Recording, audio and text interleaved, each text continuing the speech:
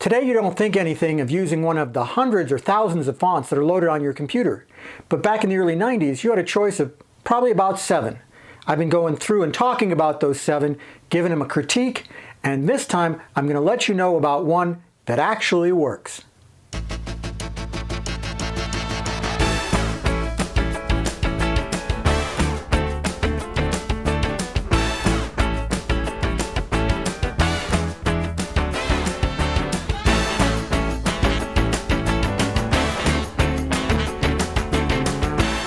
Hi, I'm Stuart. I am your middle-aged hack, just a child of the 80s trying to make his way through the 20s, and I hope you'll come on the journey with me.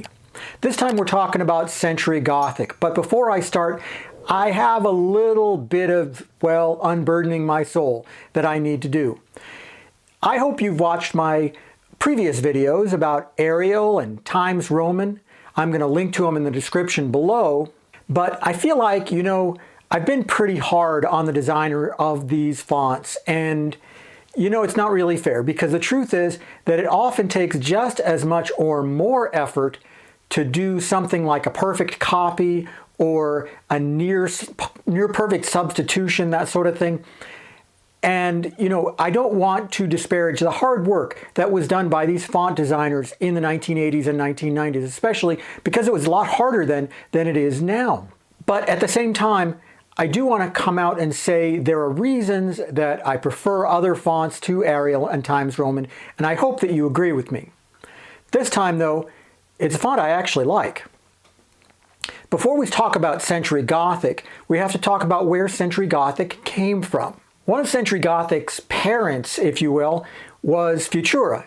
Futura is a font you probably have seen today. It's still one of the most popular fonts out there, and every 20 years or so it just kind of gets a resurgence and everybody loves it again. It's really a fantastic type style, and it's hard to believe that it's almost 100 years old. Futura was designed by the German type designer Paul Renner for the Bauer Type Foundry, and there's a whole different German school of type that I haven't really talked about in any of my videos, and Futura is an excellent example of it. Futura became so popular over the years throughout the world that pretty much every other type company had their own version of it. Remember, in most countries, you can copyright the name of a font, you can copyright the computer code to make that font if it's, the 21st century, but you cannot copy the appearance of that font. So another type foundry can take a font and make an exact visual copy of it, as long as they don't use the same computer code or call it the same thing. I'm mentioning this because the English type foundry Monotype had their own version of Futura that they called 20th Century. I'm not quite sure why they called it that. Maybe the 20th century seemed futuristic at that point. I guess maybe it did. The other font that we have to talk about when we talk about Century Gothic is Avant Garde Gothic.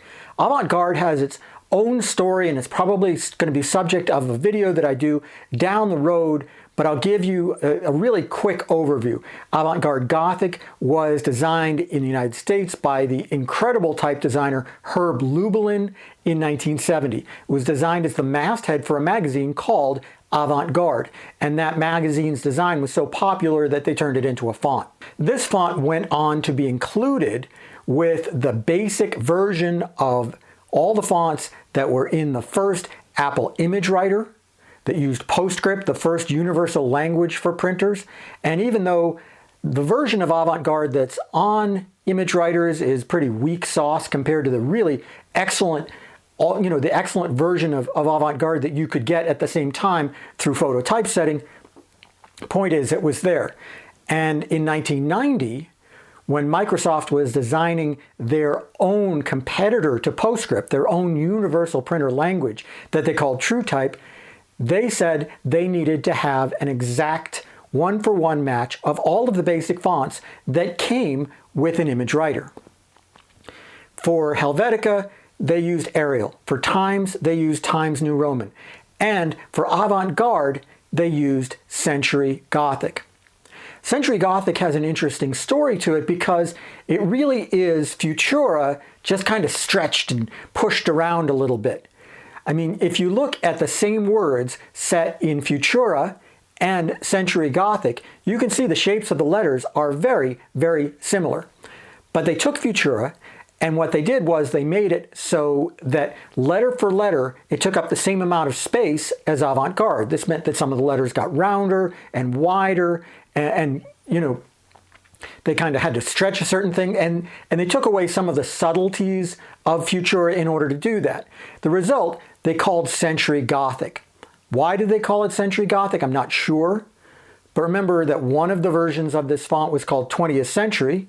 The same people who were creating Century Gothic worked for Monotype, the company that sold 20th Century, and it was kind of a clone of Avant Garde Gothic, Century Gothic.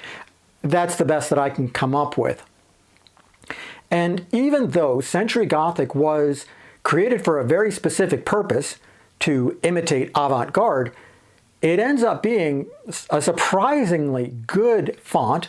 A lot of that has to do with its parentage, because Futura is just such a dynamite font, and taking anything Futura and turning it into anything else is probably going to look good anyway. But Century Gothic has a certain earnestness, a certain plainness of speech that really is kind of endearing. It's light enough to be used in text applications, the bold is bold enough to be used in signage, and it's really, in a lot of ways, it's better looking than Arial throughout. And so if you were back in the 1990s and you had the choice of Arial or Century Gothic, you'd choose Century Gothic because the truth is it just kind of looked better. Now, this is the part of the video where I generally tell you what the substitute that I'd rather have you use instead of Century Gothic. Well, I'd still rather have you use Avant Garde, but most of the digital versions of Avant Garde are still pretty weak sauce. And unless you're going to use the version of Avant Garde with all of the nice fancy ligatures, which, you know, make it look really kind of unique, Century Gothic looks just as good. So I don't see the point in recommending an alternate to Century Gothic. It is surprisingly a purpose-built font that wasn't designed to be beautiful and ended up being beautiful anyway. That's it for the Middle-Aged Hack for today. I hope that you like and subscribe, leave a comment, tell me if you want more videos like this, if you like what I'm doing, if you don't like what I'm doing. Let me have it, folks. I'm here for you. Until I see you next time, have a great day.